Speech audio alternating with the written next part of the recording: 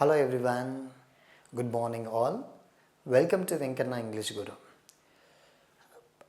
Most of the students who have been preparing for APDSC, APTET, they have a lot of difficulties with regard to English methodology, with regard to pedagogy of teaching English. And coming to PGT English, it is more difficult than the other examinations. And the kind of bits that you get as part of PGT English are more difficult. And when we observe, because as it is going to be state level examination. So, I want to give you a detailed explanation and analysis of PGT English and particularly methodology of English, how different bits were given, in which book they were actually given. Next, what techniques or strategies that we need to follow when you read each and every chapter. That is what I want to talk in this video, my friends. So, you can see I am Dr. Venkanna. I did my MA and MBD from Usmania University and PGCT, MPhil and PhD from English and Foreign Languages University, and I started teaching pedagogy of teaching English or methods of teaching English since from APDSC 2006, and you can find a lot of students and a recent past since 2018 DSC also APDSC, many of the state toppers and or my students since from 2006 DSC, my friends. So you can observe this, and here in this video I am giving you a complete analysis with regard to methodology of teaching English, how you need to, what could be your approach to be and to have a wonderful score. See my friends, as a part of our syllabus PGT English, when we talk about under methodology of teaching English, there are 10 major important chapters and unit 1 aspects of language. Based on this, there were plenty of bits which were given as part of last DS examination. Picking up second language through exposure, what do you call it? Picking up language through exposure. Exposure is very important. Exposure, the teacher takes students outside the classroom. Teacher brings experts to the classroom. Teacher creates a lot of real life situations. Teacher creates everyday situations that students become a part. This is acquisition. Who talks about acquisition? It was Stephen Krashen who made a distinction between what is acquisition, what is learning. Next, according to Dash, acquisition of a second language takes place when the learner is exposed to and understands language containing I+1. This is going to be I+1. This is also another important statement made by Krashen, Stephen Krashen in 1979, where he talks about second language acquisition theories in 1982, and in that he talks about all these important rules, my friends. Next, Dash controls how much input the learner converts to intake, affective filter. This is also another important concept that is proposed by Stephen Krashen. Chunking and sequencing of input will be primarily found in textbooks, and that follow behavioral theory. Chunking, and we divide the lesson into parts. We divide grammar component into parts. We divide vocabulary exercises into parts. So you need to divide the complex thing into simple parts. This is the major idea given by B.F. Skinner, who comes under behavioral psychology. B.F. Skinner, Ian Pavlov and Albert Bandura, all they become a part. They recommended that the complex teaching has to be converted into chunks. For example, micro teaching, remedial teaching, and all our lessons till primary and school level. Learner, so answer is behavioral. Learner thoughts, beliefs, attitudes and values are considered important. What are very important? Teacher's attitude is not important. Teacher's perceptions are not important. Learner's perceptions are very important. This becomes a part of constructivism proposed by Jean Piaget in 1960s. What are the principles? He says learner plays an active role. Teacher is just a facilitator. And learner's schema, learner's background knowledge, and has to be exploited in the process of new learning. Learning should be always from known to unknown. Like that, learning meaning plays an important role. Teacher is just a facilitator, teacher is a guide. All that become a part of constructivism. Learning should be always learner-centered, interactive in nature. Constructivism, my friends. Next, you can see English is called lingua franca due to lingua franca, which means common language. Commonly used language, you can see the number of countries depending on it for communication within the country. You see, for example, in Indian context, if you want to communicate with a North Indian, we use English. Okay, if a North Indian wants to communicate with a Western Indian, and they use English. So English became a common language to most of the people. If you go to Nagaland or Koima, you need to communicate in English. English plays an important, it becomes a common language. Which among the following cannot promote acquisition of second language in a formal classroom? Cannot promote. Remember, sometimes you don't read question properly, so that you will lose marks. You need to develop the habit of reading questions in a better way. So answer is here, extensive reading tasks, and all other three are correct, and this is not. And this extensive reading tasks can provide an opportunity to improve, to make the child as a reflective reader, as a reciprocal reader, to improve extensive reading habits. Next, my friends, which among the following is a recommendation by the Second Education Commission aimed at redirecting education to cater to the needs of the people? Teaching to shift memorization and drilling, activity-based learning, use of good quality textbooks, assimilation and critical thinking to be developed. Teaching should shift to be memorization and drilling methods. Okay, no. So answer is here, activity-based learning and project methods are to be adapted. This is a recommendation given by and Second Education Commission in 1952. Major contribution to the English teaching scenario in India by the Kothari Commission of 1966 was the use of three-language formula. Three-language formula was first proposed by CAB in 1956, accepted in 1961, implemented from 1965, and based on the recommendations given by Professor D.S. Kothari in 1965. One of the major important contribution made by Professor D.S. Kothari, which is also called Kothari Commission, Indian Education Commission, very wonderful commission this is, and which talks about the future of India is now being shaped in the four walls of the classroom. Next, schema theory, and describes how new knowledge is acquired and processed and integrated with existing knowledge to facilitate long-term retention of knowledge. So schema, which gives a lot of priority for existing knowledge of the child. That's it. You need to know schema theory, which is again proposed by Stephen Krashen. Next, apprenticeships, modeling and on-the-job training are commonly found in behavioral apprenticeship. For example, I used to have very good teachers like Professor Mountraj, Professor Rajgopal, and Professor Palguni Shekhar, and Professor Meera Manvi, and I used to look at them and professor and my BA lecturer. So you look at those teachers as models and you try to imitate them. You start imitating how, and Dr. Vasundhara, who impacted me a lot in my teaching of ELT and during my B.Ed program, she played a very wonderful role and to make me an English teacher today. So apprenticeship, you look at somebody and you try to imitate how they are speaking, how they are using language, how they are teaching, how they are explaining. So this becomes a part of behavioral psychology, my friends. Apprenticeship, modeling, on-the-job training, these are found in behavioral. Extrinsic motivation, extrinsic motivation can be three types: intrinsic, extrinsic, achievement. Extrinsic, behavioral again. Extrinsic motivation drives us to engage in a behavior to get something in return. We expect something, we want rewards, we want punishments, rewards and punishments, praise and blame. These are very important in extrinsic motivation.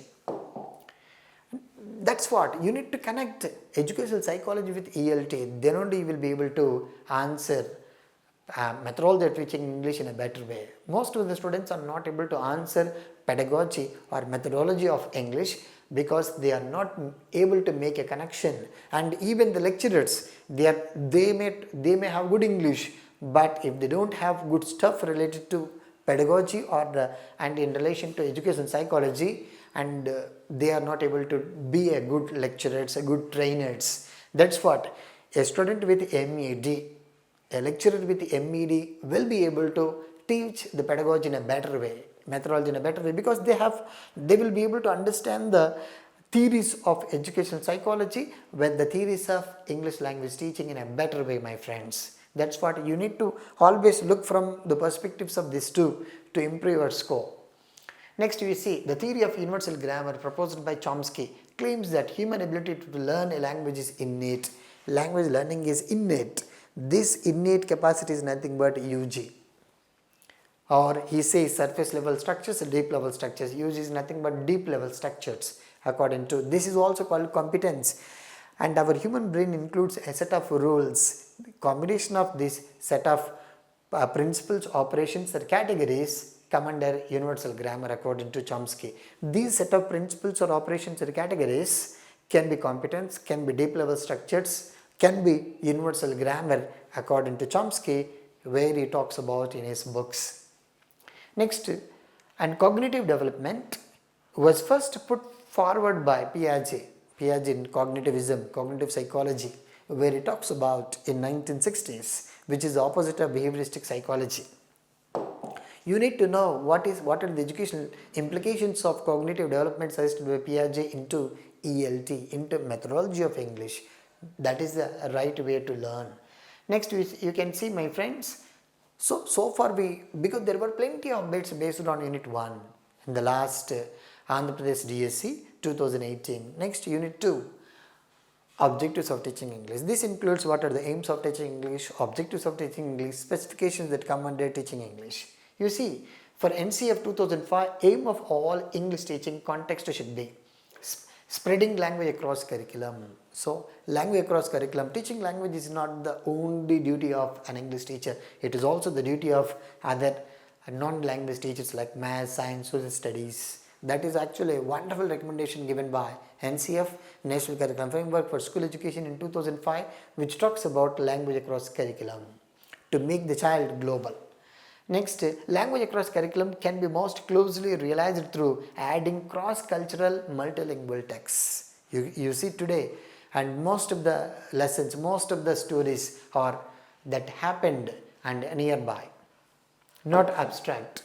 Next, based on Unit 3, development of language skills. Friends, this is a another important chapter which includes 4 language skills: listening, speaking, reading, writing, and integration of skills like study skills, reference skills, note taking, note making, paragraph writing, and using graphic designers, dictionary, thesaurus, encyclopedia, and other reference materials. Which of the following can help develop writing and listening skills together? Dictation, note taking, because when you dictate, you listen and you write. Next, which among the following can be deterrent of language learning? Deterrent, difficulty, obstruction. So, if you have language ego, English is inferior to other languages. If you have that ego, you are not able to use English in a better way. You need to have positive attitude towards language if you want to learn language in a better way. You should not have language ego. Next, receptive skills are those used in reading and listening. Receptive skills, language skills, listening and speaking, oral skills, reading and writing, and psychomotor skills. Listening and reading, receptive, and speaking and writing, productive skills. You need just a classification, my friends. Next, we can see, based on approaches, methods and techniques, what are the major important approaches of teaching English? Approach, what is approach, method and technique? What are the approaches? Oral approach, structural approach, situational approach, audiolingual approach, communicative approach, collaborative approach, constructive approach, and eclectic approach. You need to know some basic concepts with regard to them. Which among the following is similar to direct method? Similar, natural method. Okay, direct method, which is also called natural method. Which methodology relies on students recording and analyzing their speech? You record the student's speech and you analyze. Audiolingualism or audiolingual method or audiolingual approach. So, you focus on student's speech and you analyze it and you talk about. Which among the following is not a feature of communicative language teaching? Very important, my friends. And integrated skills. This is not a part of communicative language teaching. Authentic topics, very important. Information gap activities, very important. Peer correction. Teacher is not the only source to correct the mistakes of learners. Sometimes peer also become a part to correct the mistakes that are made by other students, because teacher divide the students into groups, and in the group and other students listen to the person who speaks and they give feedback, peer correction. So, no integrated language skills. Pronunciation is not a fundamental feature of silent way. Pronunciation can be improved through direct method, can be audiolingual method, and total physical response, because you listen to silent way, you don't. Next, teaching of structures, vocabulary. Next, inductive, very very important. What is inductive? What is deductive? Inductive, from examples to rule. Deductive, from rules to examples. Inductive teaching in the TEFL, teaching English as a foreign language, TEFL refers to. Classroom can be most closely equivalent to project-based learning. We give a number of projects to the students so that they learn these projects, they become a part of that, they learn language in a better way. Giving students rules to practice and designing activities that encourage conscious efforts. This is explicit learning, explicit instruction. This is also called deductive method of teaching grammar. So explicit and direct and deductive method of teaching grammar, which you can say. So because you are giving rules directly, rules to practice. While teaching functions of language, which among the following may be least important? When you teach grammar, what is least important? Different functions have same form, which is not required. Noticing features of L2 helps learners pay special attention to errors in production. When you notice, you will be able to understand what are the mistakes that are being made. Presenting information to be learned to students and allowing them to assimilate the information in a way that makes the most sense to them is called implicit instruction, because you are teaching not directly, implicitly, inductively, indirectly, informally, and in real life situations. Next, inductive instruction is a student-centered approach that makes use of noticing, because students notice. Teacher is not going to tell, yes, and Nagesh, you are making mistakes in this. Yes, Renu, you are making mistakes this. Yes, and Rajesh, you are making this mistakes this. Yes, Sabia, you are making mistakes in this. And teacher is not going to make statements like that. Students observe, and teacher addresses the mistakes of the students in general, not pointing on one student. Yes, Fatima, you are making mistakes in this. No. Teacher observe the mistakes of the students and she makes notes, and she talks about the mistakes in general. When she talks about the mistakes of the students in general, students notice and they get time to recorrect their mistakes. Next, vocabulary are a set of words that learners understand regularly and regularly use. They understand and they use active.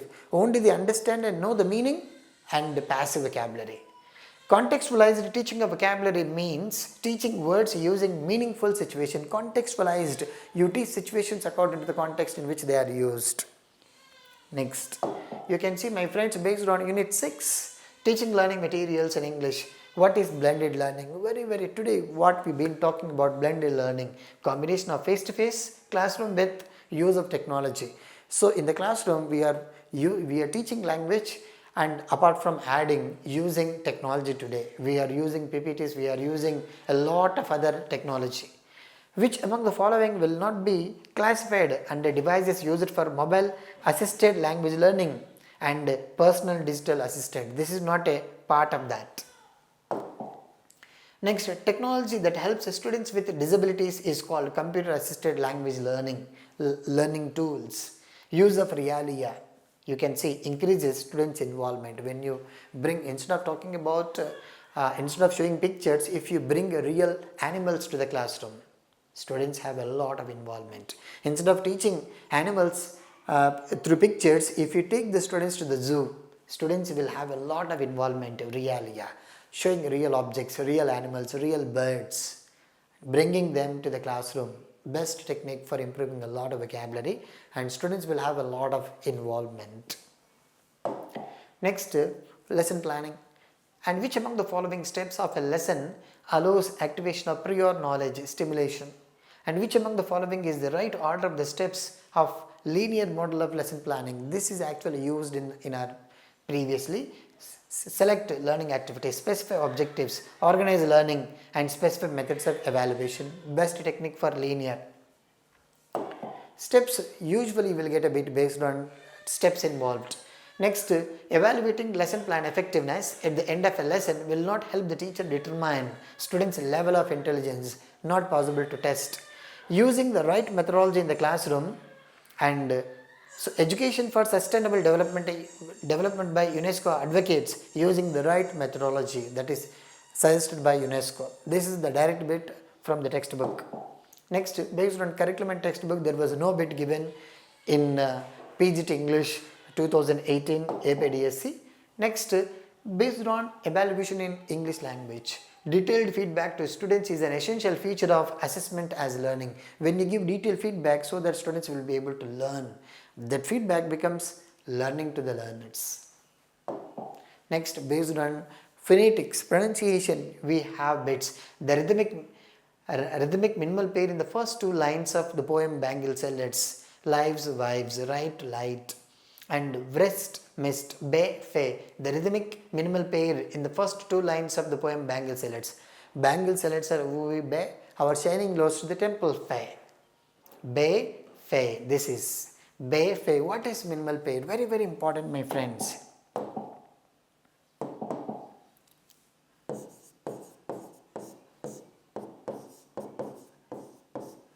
See, what are minimal pairs? Minimal pairs refers to pair of words which differ either in vowel or in consonantal sounds. You can see aya, aya, and only difference is ba and fa. Hence, this is called minimal pair. And the question is directly, what is the minimal pair?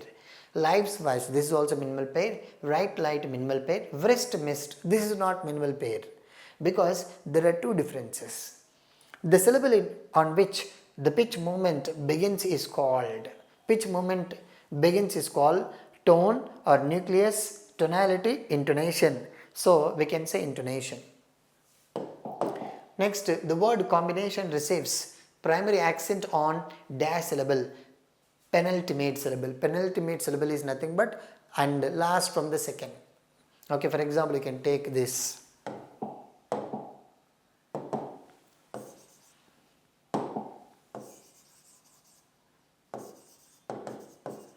Combination, unit combination.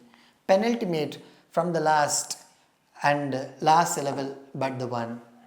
Okay, this is called penultimate syllable. And the second syllable from the last, simply. Second syllable from the last, penultimate. So answer is here penultimate. The English vowels that do not occur word finally are. So how many vowels that do not occur? How many vowel sounds that do not occur? That was the bit. Okay, this is what with regard to PGT English of Andhra Pradesh DSC 2018. For more videos, subscribe to our YouTube channel Venkanna English Guru, and for more videos on methodology of teaching English, English grammar and English literature in future, and subscribe to our YouTube channel, share to your classmates, and become a part of our Telegram channel Venkanna English Guru. Become a part of our WhatsApp groups for more videos on and APDSC, AP TET, CTET, UGC NET, AP JLDL and other examinations. Thank you for watching, and don't forget to like and comment our video.